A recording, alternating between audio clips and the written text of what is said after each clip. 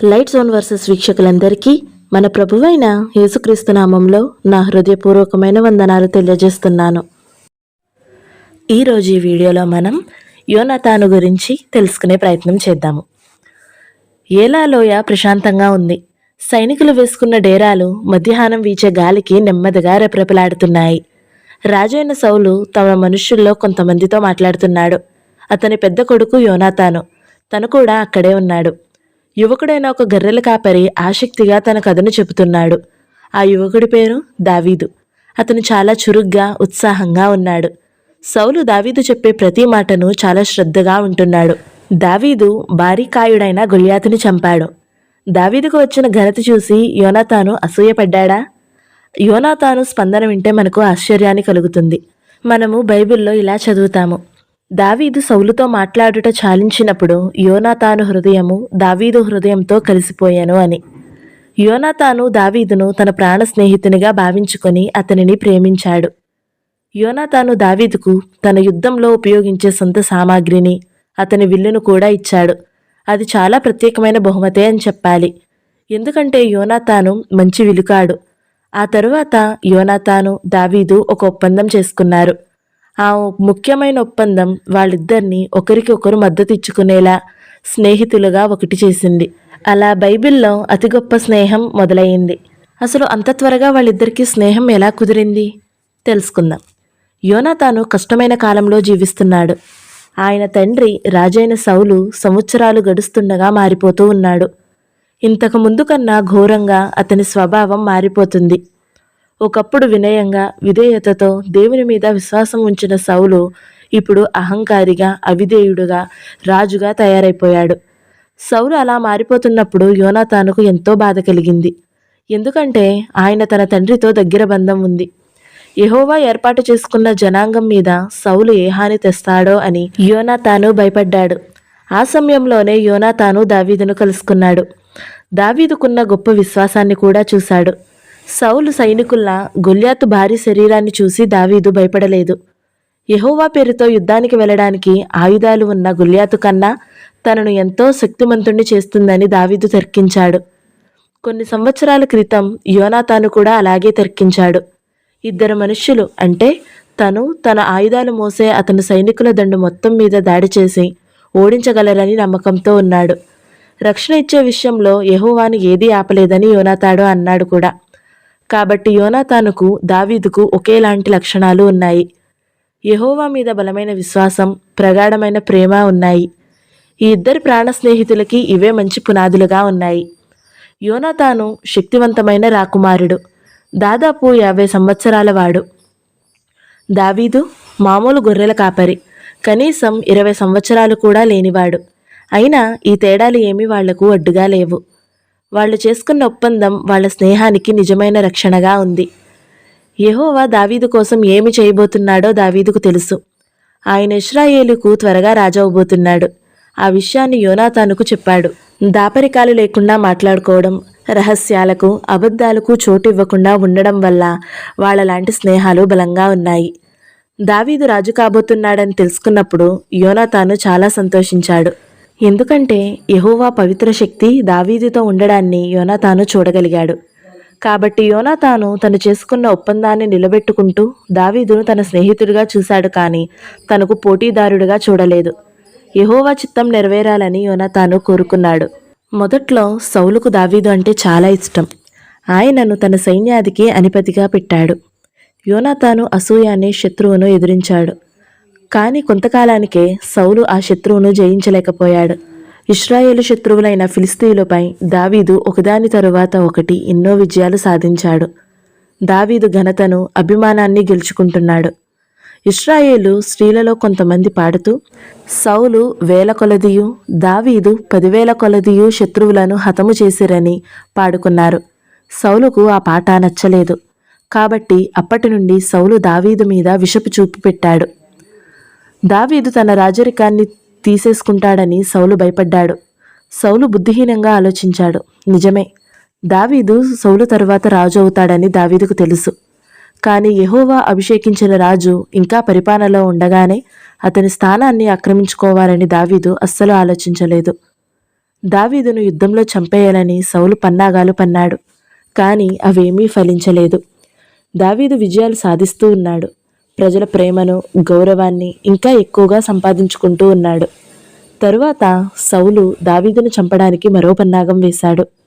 తన కుటుంబమంతటినీ, తన సేవకులందరినీ, తన పెద్ద కొడుకును కలుపుకొని దావీదును చంపాలి అని అనుకున్నాడు. తన తండ్రి ఇలా చేయడం యోనాతానుకు ఎంతో బాధ కలిగించింది. యోనాతాను నమ్మకంగా ఉండే కొడుకు, కానీ ఆయన నమ్మకమైన స్నేహితుడు కూడా. కానీ ఇద్దరిలో ఎవరికి నమ్మకంగా ఉండాలి అనే ప్రశ్న తలెత్తింది. యోనాతాను మాట్లాడుతూ, నీ సేవకుడైన దావీదు నీ విషయంలో ఏ తప్పిదము చేసినవాడు కాక బహుమేలు చేసిన గనుక రాజా, నీవు అతని విషయంలో ఏ పాపము చేయకుందువుగాక అన్నాడు. అతడు ప్రాణమునకు తెగించి ఆ ఫిలిస్తీయుని చంపగా యెహోవా ఇశ్రాయేలులకందరికీ గొప్ప రక్షణ కలగజేశాను అని. అది నీవే చూసి సంతోషించావు కదా. నిష్కారణముగా దావీదును చంపి నిరపరాధి యొక్క ప్రాణము తీసి నీవెందుకు పాపాన్ని చేస్తున్నావు అని అన్నాడు. అనుకోని ఒక సమయంలో సరిగ్గా ఆలోచించి సౌలు యోనాతాను మాటలను విన్నాడు. దావీదును చంపనని ప్రమాణం కూడా చేశాడు. కానీ సౌలు తన మాటను నిలబెట్టుకోలేకపోయాడు. దావీదు ఇంకా విజయాలు సాధిస్తుండగా సౌలు అసూయతో, కోపంతో నిండిపోయి దావీదు మీదకి ఈట విసురుతాడు. కాని దావీదు తప్పించుకుని సౌలు రాజభవనం నుండి పారిపోయాడు. ఎవరికి నమ్మకంగా ఉండాలో తేల్చుకోవాల్సిన పరిస్థితి యోనాతానుకు వచ్చింది. తండ్రి పక్షాన ఉండాలా లేదా స్నేహితుని పక్షాన ఉండాలా అని. యోనాతాను యెహోవాకు నమ్మకంగా ఉండడమే తనకు సరైన నిర్ణయం తీసుకునే అవకాశం కలిగించింది. అందుకే తను దావీదు పక్షాన మాట్లాడాడు. యెహోవాకు నమ్మకంగా ఉండడమే యోనాతానుకు అన్నిటికన్నా ముఖ్యం. అయినా కూడా తన తండ్రికి కూడా నమ్మకంగా ఉన్నాడు. ఎలాగంటే ఆయనకు ఇష్టమైనదేదో చెప్పే బదులు నిజాయితీగా తన తండ్రికి సలహా ఇచ్చాడు. యోనాతాను విశ్వసనీయత చూపించిన విధానాన్ని అనుకరించడం ద్వారా మనలో ప్రతి ఒక్కరం ప్రయోజనం పొందవచ్చు. యోనాతాను దావీదుకు సౌలుకు మధ్య సంధి కుదర్చడానికి ప్రయత్నించాడు. కానీ అంత విజయం సాధించలేదు. దావీదు రహస్యంగా యోనాతాను దగ్గరికి వచ్చాడు. తన ప్రాణం విషయంలో భయపడుతున్నట్లు చెప్పాడు. నాకును మరణమునకు అడుగు మాత్రం ఉన్నది, తనకంటే వయసులో పెద్దవాడైన తన స్నేహితుడితో చెప్పాడు. ఈ విషయంలో తన తండ్రి భావాలు ఎలా ఉన్నాయో తెలుసుకోవడానికి యోనాతాను అంగీకరించాడు. సౌలు దావీదుతో సమాధానపడడానికి ఇష్టపడుతున్నాడో లేదో దావీదుకి చెప్పాలి అని అనుకున్నాడు. దావీదు దాక్కుని ఉన్నప్పుడు యోనాతాను ఆ వార్తను తన విల్లు బాణాలతో సంకేతాలు పంపించడం ద్వారా తెలియజేయాలి అనుకున్నాడు. యోనాతాను దావీదుతో కేవలం ఈ ప్రమాణం చేయించుకుంటాడు. యెహోవా దావీదు శత్రువులను ఒకడైనా భూమి మీద నిలవకుండా నిర్మూలము చేసిన తరువాత నీవు నా సంతతి వారికి దయ చూపిస్తూ ఉండు. దావీదు యోనాతాను సంతతి వాళ్ల మీద ఎప్పటికీ శ్రద్ధ చూపిస్తూ వాళ్లను కాపాడతానని ఒప్పుకుంటాడు. యోనాతాను సౌలుతో దావీదు గురించి మంచిగా చెప్పడానికి ప్రయత్నిస్తాడు. కానీ రాజు చాలా కోపపడ్డాడు. ఆయన యోనాతానును ఆగడగొట్టుదాని కొడుక అని పిలుస్తూ దావీదుకు ఆయన నమ్మకంగా ఉండడం తన కుటుంబానికే సిగ్గుచేటుగా ఉందని తిడతాడు. యోనాతానుకు జరగాల్సిన మంచి గురించి చెప్తూ, యెషయి కుమారుడు భూమి మీద బ్రతుకునంత కాలము నీకైనను నీ రాజ్యమునకైనను స్థిరత కలగదు గదా అంటాడు.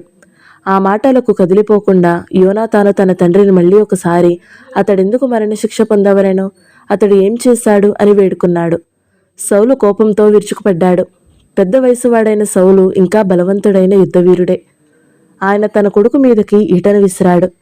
ఆయన ఈట విసరడంతో ఎంతో నైపుణ్యం ఉన్నవాడు, కానీ యోనాతానుకు తగలనేలేదు. ఎంతో బాధతో, అవమానంతో యోనాతాను కోపంగా వెళ్ళిపోయాడు. తర్వాత రోజు ఉదయం యోనాతాను దావీదు దాక్కున్న చోటుకు దగ్గరలో ఉన్న పొలంలోనికి వెళ్ళాడు. సౌలు ఇంకా తనను చంపడానికి చూస్తున్నాడని దావీదులకు తెలిసేలా వాళ్ల ముందే అనుకున్నట్టు ఒక బాణాన్ని విసిరాడు. తరువాత యోనాతాను తన పనివాణ్ణి పట్టణంలోనికి పంపిస్తాడు. ఆయన దావీదు మాత్రమే ఉన్నారు కాబట్టి మాట్లాడుకోవడానికి వాళ్లకు కొంత సమయం దొరికింది. ఇద్దరూ బాగా ఏడ్చారు. యోనాతాను బాధతో తన యువ స్నేహితుడికి వీడ్కోలు చెప్పాడు. దావీదు వేరే ప్రాంతానికి పారిపోయాడు. ఇలాంటి కష్టమైన పరిస్థితుల్లో యోనాతాను స్వార్థపరుడిగా కాకుండా నిజంగా విశ్వసనీయంగా ఉన్నాడని నిరూపించుకున్నాడు. సౌలుకు దావీదు మీద ఉన్న కోపం అదుపు కోల్పోయేలా చేసింది. తన తండ్రి ఒక పిచ్చి పట్టిన వాడిలా తన సైన్యాన్ని దేశమంతటా పంపుతూ ఒక అమాయకుణ్ణి చంపడానికి వెతుకుతుంటే యోనాతాను నిస్సహాయకుడిగా ఏమీ చేయలేక చూస్తూ ఉండిపోయాడు. యోనాతాను యెహోవాకు దావీదుకు స్నేహం విషయంలో ఆయన చేసుకున్న తన సొంత ఒప్పందానికి నమ్మకంగా ఉండడం వల్ల తను చంపే ప్రయత్నాలు ఏమీ చేయలేదు. ఆ యువ స్నేహితుడి పట్ల యోనాతానుకున్న భావాలు అస్సలు మారలేదు. ఈలోగా దావీదును కలవడానికి మరో మార్గం ఆయనకు కనిపించింది. హోరేషులో అది సాధ్యమైంది. హోరేషు అంటే అడవులున్న స్థలము. ఒక అరణ్యం లాంటి పర్వత ప్రాంతంలో హెబ్రోనుకు కొన్ని మైళ్ళ దూరంలో ఆగ్నేయ దిశగా హోరేషు ఉంది. అలాంటి ప్రమాదకరమైన చోటుకు సాహసం చేసి యోనాతాను ఎందుకు వెళ్ళాడు? యెహోవా యందు బలం తెచ్చుకునేలా దావీదుకు సహాయం చేయాలనేదే యోనాతాను ఉద్దేశం. భయపడవద్దు అని యోనాతాను తన యువ స్నేహితునికి చెప్పాడు. ఈ అభయాన్ని కూడా ఇచ్చాడు. నా తండ్రి అయిన సౌలు నిన్ను పట్టుకోజాలడు. దేని ఆధారంగా ఆ అభయాన్ని ఇచ్చాడు అసలు? యెహోవా సంకల్పం తప్పకుండా నెరవేరుతుందని యోనాతానుకున్న బలమైన విశ్వాసం ఆధారంగా ఆ అభయాన్ని ఇచ్చాడు. ఆయన ఇంకా ఇలా చెప్పాడు, నీవు ఇశ్రాయేలీయులకు రాజు అగుదువు. ఆ విషయాన్ని చెప్పమని ప్రవక్త అయిన సమూయేలు కొన్ని సంవత్సరాల క్రితం ఆజ్ఞాపించబడ్డాడు. యెహోవా మాటలు తప్పకుండా నమ్మదగినవని ఇప్పుడు యోనాతాను దావీదుకు మళ్ళీ గుర్తు చేస్తున్నాడు. భవిష్యత్తులో తాను ఏమి చేస్తానని యోనాతాను ఆలోచించుకుని ఉంటాడు. నేను నీకు సహకారినవుదును అని చెప్తున్నాడు. వెలకట్టలేనంత చక్కని వినయాన్ని యోనాతాను చూపించాడు. తనకన్నా 30 సంవత్సరాలు చిన్నవాడైన దావీదు అధికారం కింద సేవ చేయడంలో ఆయనకు కుడిచేయలా మద్దతు ఇస్తూ సేవ చేయడంలో యోనాతాను సంతృప్తి పడ్డాడు. యోనాతాను ఈ మాటలు ముగించాడు. ఇది నా తండ్రి అయిన సౌలుకు తెలిసి ఉన్నది అన్నాడు. సౌలు కూడా తన హృదయంలో తెలుసు, తన తరువాత రాజుగా యెహోవా ఎన్నుకున్న అతనితో చేసే పోరాటంలో తాను తప్పక ఓడిపోతానని. ఆ తర్వాత సంవత్సరాల్లో దావీదు ఎన్నోసార్లు వాళ్ళు ఇలా కలుసుకున్న సందర్భాన్ని గుర్తు చేసుకుని ఎంతగానో బాధపడ్డాడు. వాళ్ళు అలా కలుసుకున్నది అదే చివరిసారి. విచారకరంగా నేను నీకు సహకారినవుదును అని యోనాతాను కోరుకున్నట్లు జరగలేదు. యోనాతాను తన తండ్రి పక్షాన ఇశ్రాయేలు శత్రువులుగా ప్రకటించుకున్న ఫిలిస్తీయులపైకి యుద్ధానికి వెళ్ళాడు. ఆయన మంచి ఉద్దేశంతోనే తన తండ్రి పక్కన ఉండి యుద్ధం చేయగలిగాడు. ఎందుకంటే తన తండ్రి చేసిన తప్పులు తాను యెహోవాకు చేసే సేవకు అడ్డు రాకుండా చూసుకున్నాడు. ఆయన ఎప్పుడూ చేసిన విధంగానే ధైర్యంగా నమ్మకంగా పోరాడాడు. కానీ యుద్ధం ఇశ్రాయేలీయుల మీద మరీ విరుచుకుపడింది. సౌలు అభిచారానికి పాల్పడేంతగా ఆయన దుష్టత్వం పెరిగిపోయింది. దేవుని ధర్మశాస్త్రం ప్రకారం అది మరణశిక్ష పడాల్సిన తప్పు కాబట్టి యెహోవా సౌలును ఆశీర్వదించడం ఆపేశాడు.